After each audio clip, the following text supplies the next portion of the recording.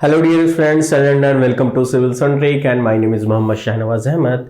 और आज हम लोग अपने लेक्चर में नेक्स्ट प्रॉपर्टी की तरफ आगे बढ़ेंगे, लेकिन उससे पहले हम लोग एक छोटे से स्पेशल केस की बात कर लेते हैं। क्योंकि देखिए लास्ट लेक्चर तक में हम लोगों ने जो देखा था वो आपको कैपिलरिटी के बारे में देखा था, और कैपिलरिटी के रिगार्डिंग जो भी नोट पॉइंट्स थे ये हमने देखा था। कैपिलरी राइज या फॉल को हम लोगों ने फाइंड आउट किया था। इसी में एक स्पेशल केस है आपको। सपोज दैट मान लीजिए आपसे कहा जाए कि इस बार जो कैपिलरी ट्यूब है वो कैसा है, एन्युलर कैपिलरी ट्यूब है। एन्युलर का क्या मतलब है? मतलब ये है कि सेंटर में आपको सॉलिड रहेगा और बाहर से एक हॉलो एक स्लीव रहेगा, और शाफ्ट और स्लीव के बीच में क्या है, एक छोटा सा खाली जगह है। तो उसमें फ्लूइड कैसे चढ़ेगा ये देखना है, ठीक है। तो इसके लिए सबसे पहले हम लोग क्या करते हैं, डायग्राम बना के देखते हैं। तो देखिए आपसे कहा यह जा रहा है इस बार कि आपके पास मान लीजिए सपोज दैट आपके पास एक इस तरीके से कंटेनर है जो हम यहां पे बना के दिखा रहे हैं। ये आपका एक कंटेनर है, इसके अंदर मान लीजिए कोई फ्लूइड हम फिल कर दें, और इसके अंदर एक एन्युलर हम लोग क्या कर रहे हैं, एक एन्युलर ट्यूब को डाल रहे हैं, ठीक है। तो एन्युलर ट्यूब कुछ ऐसा होगा। तो एन्युलर ट्यूब में क्या होता है ना, सेंटर में हॉलो रहे, सेंटर में सॉलिड रहेगा और आउटर में क्या रहेगा, हॉलो रहेगा, ठीक है। इसको हम दिखाने के लिए हम लोग क्या करते हैं, ये मान लीजिए मेरा सेंटर लाइन हो गया, ठीक है। अब देखिए इसको ध्यान से समझिएगा। आपको क्या है ना कि ये वाला जो पोर्शन है, बेसिकली ये वाला जो पोर्शन है यहां से लेकर के यहां तक, ये क्या है, ये बेसिकली आपको सॉलिड है। ये कैसा है, ये सॉलिड है, ठीक है। और इसके आउटर में वो क्या है, वो हॉलो है। तो ये आपका सॉलिड पोर्शन रहेगा, आउटर में क्या रहेगा, हॉलो रहेगा। तो फ्लूइड जो चढ़ेगा वो आउटर में आपको क्या करेगा, राइज करेगा, ठीक है। दैट इज कि हमने अभी क्या कहा कि देखिए सपोज दैट हमने माना कि ये मेरा क्या है, आर आई यानी इनसाइड का रेडियस, ठीक है। और यहां से लेकर के यहां तक हमने क्या माना है, ये आपका है आर नॉट, ठीक है। बीच में आपका क्या है, सॉलिड है, इधर इधर खाली है। तो जो फ्लूइड होगा इसमें, उस फ्लूइड की अगर हम बात करें तो फ्लूइड ऐसे है, ठीक है। तो ये जो फ्लूइड होगा इसके अंदर, ये फ्लूइड जो है, ये फ्लूइड इसमें क्या करेगा, राइज करेगा। और राइज करेगा तो ये इधर भी चढ़ेगा इस तरीके से, ठीक है। और वो फ्लूइड इधर भी चढ़ेगा इस तरीके से, ठीक है। तो आपको जो राइज मिलेगा ना वो यहां भी दिखाई देगा और इधर साइड भी दिखाई देगा, लेकिन ये जो है सेंटर में जो कि सॉलिड है तो उसमें नहीं चढ़ेगा। तो ये ऐसा ट्यूब क्या कहलाता है, ये आपका क्या है, एन्युलर कैपिलरी ट्यूब है। ये क्या है, एन्युलर कैपिलरी ट्यूब है, ठीक है। मान लो आपको ऐसा केस दे दिया जाए कि एन्युलर ट्यूब है और इसमें बताइए कि ये एच कितना होगा, ठीक है। कुछ नहीं करना है, सेम फंडामेंटल। यहां पे भी क्या होगा कि यहां पर भी आपको जो सिग्मा कॉस थीटा है वही एक्ट करेगा। और वो कहां पर एक्ट करेगा, तो देखिए आपको इस पर भी ऊपर की तरफ सिग्मा कॉस थीटा लगेगा, इस पे भी लगेगा, यहां भी लगेगा और यहां भी लगेगा। तो कहने का मतलब ये है कि यहां इन सब पे क्या एक्ट कर रहा होगा, sigma cos theta, sigma cos theta. ये चारों सरकमफ्रेंस पे करेगा, ठीक है। तो इनर वाले पे भी करेगा, आउटर वाले पे भी करेगा, और यही इस फ्लूइड को ऊपर खींच के ले जाएगा। तो बेसिकली यहां पर ये सब क्या है, फ्लूइड भरा हुआ है इसमें, ये ऊपर चढ़ा है फ्लूइड, ठीक है। तो ये किसके बराबर होगा, जितना फ्लूइड चढ़ा है उसके वेट के बराबर होगा। तो आप सीधे सीधे क्या कह सकते हो, आप कहोगे ये कि सर जितना सरफेस टेंशन फोर्स है, तो सरफेस टेंशन फोर्स कितना होगा, sigma cos theta into length, और किस लेंथ पर है, तो सरकमफ्रेंस पर है। तो वो क्या होगा, आपने कहा कि सर एक बार तो सिग्मा कॉस थीटा लग रहा है, किस पर लग रहा है, 2 पाई आर आई पर, ठीक है। I for inner, O for outer, बड़ा छोटा, ठीक है, इस पर लग रहा है। प्लस सिग्मा कॉस थीटा और कहां लग रहा है, तो sigma cos theta 2 pi R naught पर लग रहा है, ये हम लोगों ने देखा। तो क्यों ना हम दोनों जगह से देखिए सिग्मा कॉस थीटा एंड 2 पाई को कॉमन ले लें, तो आपको क्या होगा, और ये पूरा का पूरा किसके बराबर होगा, जितना फ्लूइड चढ़ा है उसके वेट के बराबर होगा। वेट क्या होता है, mg के बराबर होता है। mg को हम क्या लिख देंगे, डेंसिटी इंटू वॉल्यूम इंटू जी। अब आप देखिए, तो देखिए हम लोग इसको ऐसे लिख सकते थे। अब हम लोग क्या करेंगे, इस पर वैल्यूज को पुट करते हैं। देखिए क्या लिखेंगे यहाँ पे, सिग्मा कॉस थीटा और 2 पाई को हमने कॉमन ले लिया, यहां से क्या बचेगा, R naught plus R I लिखिए या R I plus R naught लिखे, कोई फर्क नहीं पड़ना है, जो कि बराबर होगा किसके, हमने लिखा रो, यहां पर लेना है देखिए वॉल्यूम। वॉल्यूम कैसे निकालेंगे, अगर हम बड़े वाले सिलेंडर में से छोटा वाला सिलेंडर का वॉल्यूम काट के हटा दें तो हमको क्या होगा, हमको जो बीच में खाली जगह है उसकी वॉल्यूम निकल के चली आएगी। ऑब्वियस सी बात है, बड़े वाले में से छोटा वाला काट के निकाल दो। सिलेंडर का वॉल्यूम क्या होता है, पाई आर स्क्वायर इंटू एच। तो अगर हम बड़े वाले सिलेंडर के बारे में लिखते हैं तो हम लिखेंगे पाई, और बड़े वाले सिलेंडर के लिए रेडियस कितना होगा, आर नॉट इंटू एच, ठीक है। और इसमें से हम लोग किसको काट के हटा देंगे, इसमें से हम लोग हटाना चाहते हैं छोटे वाले सिलेंडर को, तो हम उसको कैसे लिखेंगे, पाई आर आई का स्क्वायर इंटू एच। तो बड़े वॉल्यूम में से छोटा वॉल्यूम काट के हटाया, बीच का वॉल्यूम निकल गया, और इसको किससे मल्टीप्लाई करना था, जी से, हमने जी से कर दिया, ठीक है। सॉल्व कर लेते हैं, यहां से क्या बचेगा, देखिए 2 into pi into sigma into cos theta into R naught plus R I हमने लिख दिया।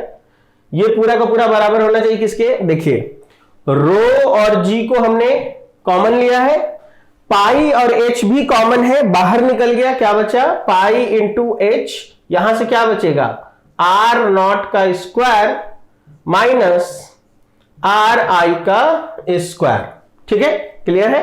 अब इसको थोड़ा सा हम लोग सॉल्व कर लेते हैं। देखिए तो अब आप इसको सॉल्व करेंगे तो पाई से पाई को क्या कर देंगे, कैंसिल आउट कर देंगे, क्या बचेगा यहां से, जैसे ही कैंसिल आउट करेंगे यहां से बचेगा 2 sigma cos theta R naught plus R I which is equal to rho G H, और यहां देखिए A square minus B square है, इसको हम क्या लिख सकते हैं, ए प्लस बी और ए माइनस बी भी तो लिख सकते हैं।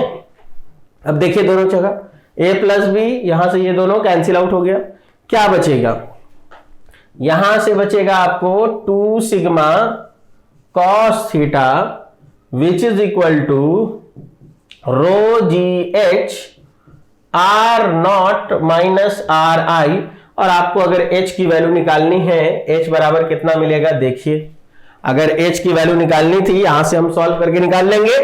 h इज इक्वल टू क्या होगा, 2 सिग्मा कॉस थीटा ऊपर रहा, 2 सिग्मा कॉस थीटा यहां रहा, डिवीजन में कौन चला आएगा, h निकालना था रो जी, और ये पूरा नीचे चला आएगा, rho G R naught minus R I. तो अगर एनुलर का केस दिया जाए तो एनुलर के केस में आपको जो फार्मूला बनेगा कैपिलरी राइज या फॉल का, वो बनेगा 2 sigma cos theta upon rho G R. देखिए वो जनरल में आर रहता था, यहां पर आर नॉट माइनस क्या हो जाएगा, आर आई, तो फर्क बहुत ज्यादा नहीं है। नॉर्मल के केस में हम लोग सिंपल रेडियस ले रहे थे, इस वाले केस में हम लोग क्या करेंगे कि सिंपल रेडियस ना लेकर के हम लोग क्या करेंगे, रेडियस का डिफरेंस रख देंगे बस। तो यानी कि फार्मूला को याद रखने के लिए बहुत ज्यादा दिमाग नहीं लगाना है। आपने अगर नॉर्मल केस याद रखा है, वहां पर बस रेडियस को किससे रिप्लेस कर दीजिएगा, outer radius minus inner radius से, क्योंकि वही स्पेस होगा जिस पर फ्लूइड क्या होगा, ऊपर की तरफ चढ़ रहा होगा। तो बहुत ज्यादा कुछ खास नहीं है। ये स्पेशल केस इसलिए बता दिया कि इन केस कभी आपको एनुलर का केस दे दिया जाए तो आपको सोचना नहीं है, आप आसानी से एनुलर ट्यूब के बारे में स्टडी कर सकते हैं इसे डायग्राम से। क्लियर है, तो आपको ये समझ में आ गया होगा। चलिए अब हम लोग अपने नेक्स्ट प्रॉपर्टी की तरफ चलते हैं, और हमारे नेक्स्ट प्रॉपर्टी जो है इसका नाम है वेपर प्रेशर जिसको डिनोट किससे किया जाता है, पीवी से। नेक्स्ट प्रॉपर्टी है हमारी vapour pressure which is denoted by PV. अब ये समझिए कि ये है क्या। सिंपल से देखो, डिफिनेशन मैंने पहले ही लिख दिया है, लेकिन ये डिफिनेशन को समझने से पहले हम लोग ये समझते हैं कि ये क्या है, तो उसी से आपको क्लियर हो जाएगा। देखो, वेपर प्रेशर ये कहता है कि जब भी कभी किसी फ्लूइड को हम लोग क्या करते हैं, गर्म करते हैं, या फ्लूइड रहता भी है नॉर्मल सिचुएशन में भी, तो फ्लूइड के पास एक टेंडेंसी होती है, लिक्विड की एक टेंडेंसी होती है, क्या होती है कि उससे लगातार वेपर क्या होता है, ऊपर की तरफ उठता रहता है, और वो वेपर कंटेनर पर क्या करता रहता है, एक खास तरीके का प्रेशर एक्सर्ट करता रहता है, and that pressure is called vapour pressure. क्योंकि अगर आप इसको फील करना चाहते हैं तो देखिए, आप अपने घर में क्या करो, एक बकेट लो, एक मान लो बर्तन लो, और उस बर्तन में पानी डाल के गैस पे चढ़ा दो। आप ध्यान से देखोगे तो आप धीरे धीरे देखोगे कि उसमें क्या हो रहा है, वेपर उससे निकलना शुरू हो रहा है। उसके ऊपर एक ढक्कन रख दिया हमने, तो कुछ देर बाद ऐसा होता है कि वेपर इतना पावरफुल हो जाता है कि वो ढक्कन को उठाने लग जाता है। तो आखिर में वो ढक्कन कैसे उठ रहा है, तो आप कहोगे ना कि वेपर उसके ऊपर प्रेशर लगा रहा है। तो ये जो वेपर प्रेशर लगा रहा है, ये कौन सा प्रेशर है, ये प्रेशर कहलाता है वेपर प्रेशर।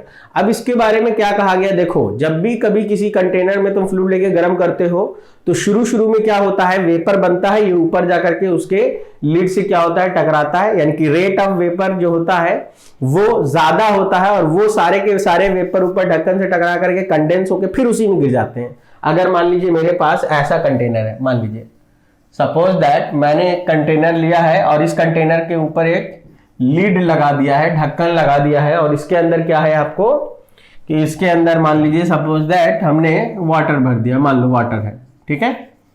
तो क्या होगा, जैसे जैसे तुम इसको हीट अप करोगे, इसको हीट करने पर क्या होता है कि जहां से वेपर उठ के ऊपर जाएगा, ये वेपर ड्रॉपलेट्स हैं, वेपर है, ये सब ऊपर इस तरीके से जाता रहता है, ठीक है। और यही वेपर सब इसके ऊपर क्या होता है, ढक्कन पे जमा होता चलता है, और जमा होकर के अगर वो बाहर एस्केप नहीं कर रहा है तो वो वेपर फिर से कहां गिर जाएगा, इसी में इस तरीके से ड्रॉप हो जाएगा ठंडा होकर के, ये सब इसी में गिरने भी लगता है। तो जो ये ऊपर उठ रहा है ना वेपर, इसको कहा जाता है रेट ऑफ वेपराइजेशन है।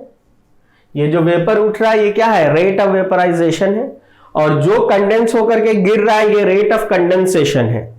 तो होता क्या है, जब शुरू में तुम गर्म करते हो तो रेट ऑफ वेपराइजेशन ज्यादा होता है, रेट ऑफ कंडेंसेशन कम होता है। लेकिन जैसे जैसे आप हीट करेंगे, ठीक है, ये चीज बढ़ता ही चला जाएगा। तो रेट ऑफ वेपराइजेशन और रेट ऑफ कंडेंसेशन एक ऐसा पॉइंट आएगा कि ये दोनों आपस में क्या होगा, बराबर होगा। जितना वेपर यहां से उठ के ऊपर जाएगा वो सब ऊपर कंडेंस होकर तुरंत नीचे क्या होगा, गिर जाएगा। तो ये जो कंडीशन आता है ना, इस कंडीशन को कहा जाता है फेज इक्विलिब्रियम। यानी कि आप कह सकते हो कि रेट ऑफ कंडेंसेशन ये बराबर हो जाना चाहिए किसके, रेट ऑफ इवेपोरेशन के, ठीक है। और अगर ऐसा हो गया है तो इस कंडीशन को क्या कहा जाएगा, this is called phase equilibrium condition. इसको क्या कहा जाएगा, फेज इक्विलिब्रियम कंडीशन। इसको क्या कहते हैं, फेज इक्विलिब्रियम कंडीशन, ठीक है। तो अगर आप इस कंडीशन पे पहुंच गए हो तो उस कंडीशन पर वेपर का जो भी प्रेशर होगा वो pressure, that pressure is called vapour pressure. वही हमने यहां पर लिखा है कि देखिए, the vapour pressure PV of a pure substance, pure substance उसको कहा जाता है जिसमें कोई मिलावट ना हो। वाटर है तो हर जगह वाटर के ही मॉलिक्यूल्स है, उसको प्योर सब्सटेंस कहा जा रहा है, ठीक है। Pure substance is defined as the pressure exerted by its vapour in phase equilibrium. बस इतना ही याद रखना है। तो वेपर प्रेशर क्या है, pressure exerted by its vapour है, इन फेज इक्विलिब्रियम है विद इट्स लिक्विड, जो इसके पास जो लिक्विड मौजूद है उसके साथ, ठीक है, एट अ गिवन टेम्परेचर। क्योंकि देखो, जिस टेम्परेचर की बात करेंगे उसी टेम्परेचर के करस्पॉन्डिंग हमको इसकी क्या मिलेगी, वैल्यू मिलेगी। तो वेपर प्रेशर को आपको इसलिए पढ़ाया जा रहा है क्योंकि वेपर प्रेशर के साथ क्या है, लिक्विड में हम लोगों को पता है कि लिक्विड को हीटअप करो या ना करो, उसके पास वेपर उठने की टेंडेंसी है, ये तो हम लोग जानते हैं ना। इसको देखना है तो क्या करो, एक बर्तन लो, बकेट लो, उसमें पानी भर दो और पानी भर के रात में रख दो और ढक दो ढक्कन से। सवेरे उठ के जब आप ढक्कन को उठाते हो तो आप क्या देखते हो, आप देखते हो कि सर उस ढक्कन पे ना वाटर के कुछ मॉलिक्यूल्स ड्रॉपलेट्स होते हैं। तो आखिर ये वेपर आया कहां से, रात भर हमने उसको गर्म तो नहीं किया, लेकिन ये वेपर कहां से आया। तो आपको ये पता चला कि वेपराइजेशन का जो फिनोमेना है, ये वेपर के बनने का जो फिनोमेना है, दो तरीके से कर सकते हैं। एक हीट करके, दैट इज फोर्सफुली, और दूसरा वो नेचुरली होता है जिसको हम लोग क्या कहते हैं, इवेपोरेशन। जिसको हम लोग क्या कहते हैं, इवेपोरेशन। वो खुद के एनर्जी के कारण उनके होता है। ठीक है, तो पता ये चला कि वेपर तो दोनों ही केस में क्या होगा, बनेगा, पहली चीज। दूसरी चीज, जब भी कभी आप किसी कंटेनर को देखोगे, उसमें पानी लो और उसको हल्का सा हीटअप करो, सबसे पहले क्या दिखाई देगा तुमको, सबसे पहले ये दिखाई देगा कि उसके बाउंड्री पर ना, उसके वॉल पे, कंटेनर के दीवार पे छोटे छोटे छोटे छोटे बबल्स बनने शुरू हो रहे हैं, छोटे छोटे बुलबुले से बन रहे हैं। एयर बबल्स है या डिजॉल्व गैसेस के बबल है, और यही बबल ऊपर जाके क्या करेंगे, ऊपर जाके रप्चर हो रहे हैं। यानी पता ये चला कि अगर मान लीजिए हम लोगों ने ऐसा किया कि वेपराइजेशन के फिनोमेना होने लगा, तो उसमें बबल का फॉर्मेशन होगा, पहली चीज। दूसरी चीज कि इसको पढ़ने से क्या फायदा है, तो इसका हम लोग एप्लीकेशन देखेंगे किसमें, कैविटेशन में। तो वेपर प्रेशर सिंपल सा फंडा है, वेपर प्रेशर जो है कुछ नहीं है, वेपर एक्सर्टेड बाय क्या है, प्रेशर एक्सर्टेड बाय क्या है, वेपर है। किस कंडीशन में, तो फेज इक्विलिब्रियम में। फेज इक्विलिब्रियम का मतलब क्या है, when the rate of condensation becomes equal to the rate of evaporation, then that condition is called phase equilibrium condition। Clear है।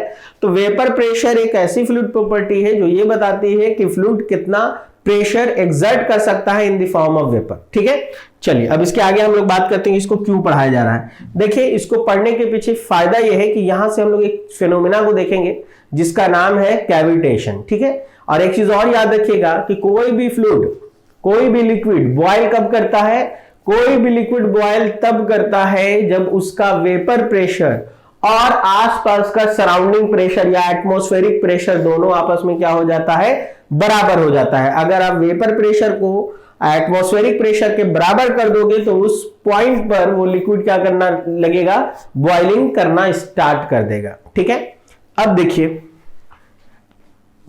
अब हम लोग बात करने जा रहे हैं कैविटेशन की, लेकिन उससे पहले देखिए क्या है कैविटेशन।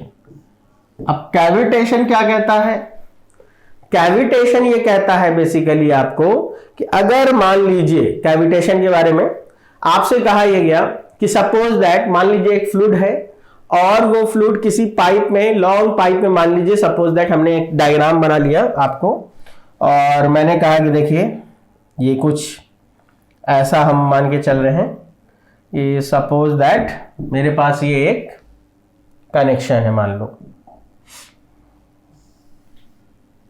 हमने कहा कि ये मेरा एक पाइप का कनेक्शन है सपोज दैट, और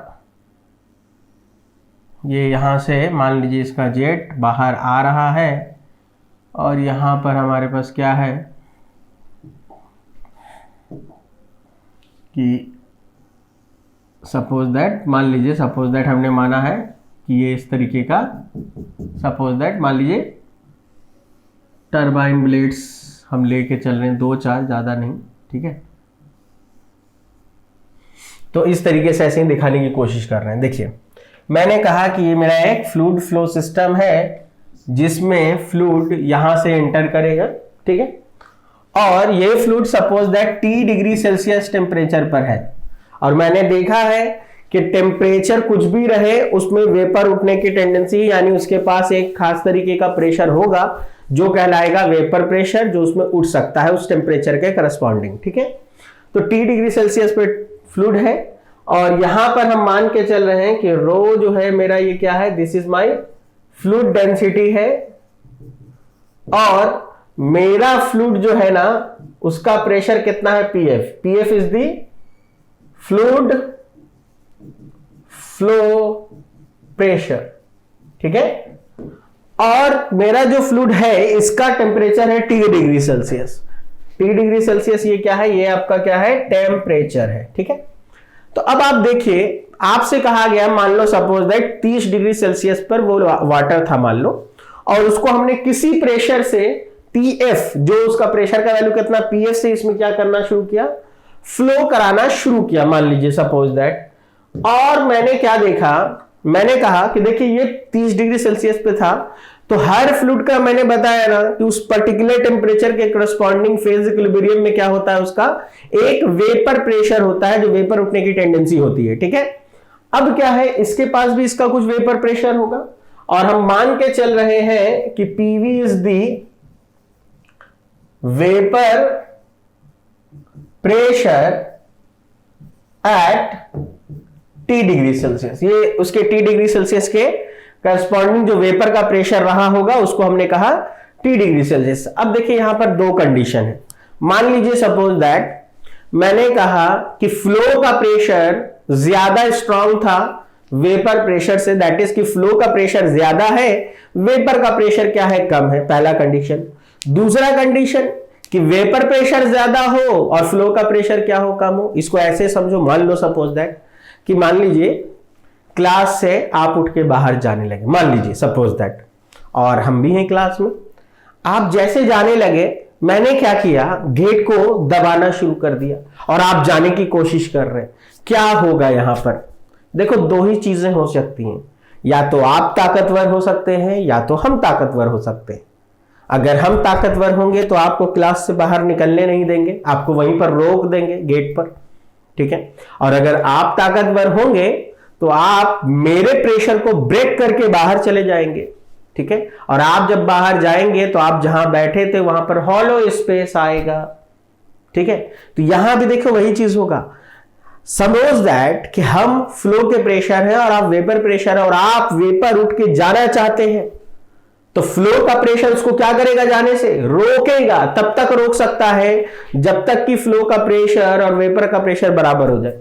लेकिन अगर वेपर का प्रेशर ज्यादा हो गया और फ्लो का प्रेशर वीक हो गया, तो जहां जैसे ही ऐसा होगा, जिस पॉइंट पर ऐसा होगा वहां से तो वेपर निकलने की कोशिश करेगा, और वेपर निकलने की कोशिश करने का सबसे पहला प्रोसेस है कि वहां पर जो डिसॉल्व्ड गैसेस होंगे वो सारे के सारे डिसॉल्व्ड गैसेस क्या करने लग जाएंगे, वो सारे के सारे डिसॉल्व्ड गैसेस बाहर निकलने की कोशिश करेंगे और वहां पर बबल का फॉर्मेशन करेंगे।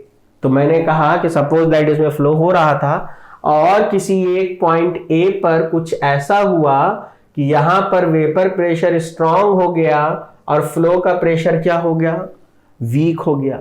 जैसे ही ऐसा होगा क्या होगा, यहां पर छोटे छोटे बबल्स का फॉर्मेशन होगा, क्योंकि जहां पर भी आपको वेपर की जो इनिशियल फेज है वो यही है कि यहां पर क्या होने लग जाएगा, छोटे छोटे ये आपको बबल्स फॉर्मेशन होने लग जाएंगे, बबल्स फॉर्मेशन होने लग जाएगा।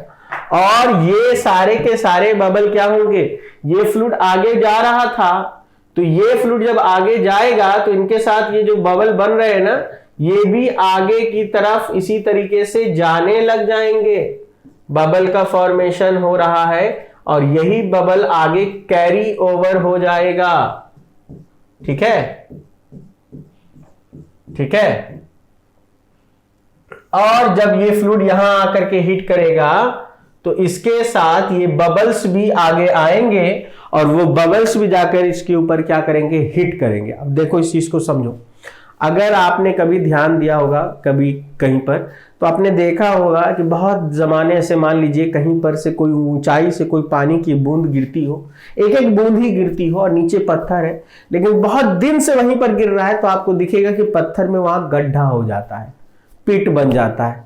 यहां क्या हो रहा है कि ये बबल बना और ये बबल क्या होगा, फ्लो के साथ कैरी ओवर कर जाएगा, और वो जैसे ही जाकर के किसी मशीन एलिमेंट पे टकराएगा क्या होगा, बबल्स यहां आकर के सारे बबल्स क्या होंगे, ये बबल रप्चर होंगे, फूटेंगे। और जब बबल्स रप्चर होगा तो बबल अपने पास जो एनर्जी लेकर के आया होगा वो लगातार इस मशीन एलिमेंट पर क्या होगा, हिट करता रहेगा, देता रहेगा। मान लीजिए ऐसे समझिए कि आप कभी मान लीजिए बाइक चलाते हो और क्योंकि ये बहुत हाई स्पीड से आ रहा है और आपने हेलमेट नहीं पहना है और आप 100-110 की स्पीड से चला रहे हैं, तो अक्सर कई बार ऐसा होता है कि अगर सामने ट्रक वगैरह है तो उसके धुएं में जो पार्टिकल्स होते हैं वो इतने छोटे होते हैं जो ऐसे तो नहीं दिखेंगे, लेकिन अगर आप बहुत तेज चला रहे हैं तो आपकी गाल पे चोट लगता है। यही चीज यहां भी होगा। चलिए थोड़ी देर लगा, कोई दिक्कत नहीं है, लेकिन ये घंटों तक होता रहे तो आपके चेहरे का हाल क्या होगा? वही चीज यहां मशीन एलिमेंट के साथ होगा। ये बबल बन तो गया, लेकिन ये बबल जब रप्चर नहीं हुआ, कैरी ओवर कर गया और कहीं ना कहीं जाकर के रप्चर करेगा। वहां पर रप्चर करेगा जहां पर इसका प्रेशर वीक पड़ जाए, ठीक है, या कहीं पे आपको एलिमेंट से जाके टकरा जाए तो वहां पे रप्चर करेगा। अब जहां भी ये रप्चर करेगा वो क्या करेगा? बबल लगातार हीट कर रहा है अपने, और अपने साथ जो एनर्जी लेके गया वो वहां पर मार रहा है। क्या होगा कि इस कारण से यहां पर क्या होंगे? स्मॉल पिट्स बन जाएंगे। पिट्स विल फॉर्म, छोटे छोटे गड्ढे बन जाएंगे। और इस तरीके का जो फिनोमेना है इसको कहा जाता है, this is called pitting corrosion. इसको क्या कहते हैं? Pitting corrosion. तो यानी कि इस मशीन एलिमेंट पर क्या होगा? पिटिंग कोरोजन हो जाएगा, और पिटिंग कोरोजन के कारण जो एलिमेंट है वो क्या होगा? वहीं से वीक होगा और वो फेल कर जाएगा। ठीक है, दैट इज की आप लिख सकते हो कि machine element will fails due to pitting corrosion, यानी कि इस कोरोजन के कारण वहां पर से मशीन एलिमेंट हमारा क्या हो जाएगा? फेल कर जाएगा। और ये तो होल फिनोमेना है, ये सारे का सारा होल फिनोमेना क्या कहलाता है? This is called cavitation. तो हम लोगों को फिलहाल ये बात तो समझ में आ गई कि ये जो कुछ भी है ये अच्छी चीज तो नहीं है। हम नहीं चाहेंगे कि मशीन में कैविटेशन हो या मेरे फ्लो सिस्टम में कैविटेशन हो, क्योंकि अगर कैविटेशन होगा तो कहीं ना कहीं बबल वो जाकर के क्या करेगा? रप्चर करेगा, और जहां कहीं भी रप्चर करेगा वहां से मेरा मशीन एलिमेंट क्या होगा? वीक हो जाएगा और मशीन फेल हो जाएगा। दैट इज, यहीं से टूटेगा, यहीं से खराब होगा। ठीक है, due to of pitting corrosion, and the whole phenomena is called cavitation. तो कहीं ना कहीं अगर कोई तुमसे पूछे कि which property is responsible for cavitation, then you have to say that sir vapour pressure, क्योंकि यही वो प्रॉपर्टी है जिसके कारण कैविटेशन आ रहा है। अगर ये प्रॉपर्टी नहीं होती फ्लूइड के पास, कभी कैविटेशन जैसी बात होती ही नहीं। वेपर प्रेशर जैसी कोई प्रॉपर्टी या कोई टेंडेंसी नहीं होनी चाहिए थी फ्लूइड के पास, नहीं होती तो बहुत अच्छा होता, लेकिन चूंकि ये है तो हम लोगों को इस पर खास ध्यान देना पड़ेगा। क्लियर है? तो अभी इतना तो समझ में आ गया कि सर कैविटेशन हो रहा है, कैसे हो रहा है, और पूरा जो प्रोसेस है ये क्या है ये देख लिया। अब फर्दर जब हम लोग नेक्स्ट क्लास में पढ़ेंगे तो हम लोग इस पर बात करेंगे कि इसको रोका कैसे जाए, इसको रोके तो कैसे रोके, किस एलिमेंट में कैसा होता है कैविटेशन, पंप में कहां होता है, टरबाइन में कहां होता है, इस पे कौन कौन से पैरामीटर्स हैं जिनका असर पड़ता है। तो ये सारा डिस्कशन हम लोग नेक्स्ट लेक्चर में करेंगे फर्दर इस लेक्चर के बाद। तब तक के लिए गुड बाय, टेक केयर।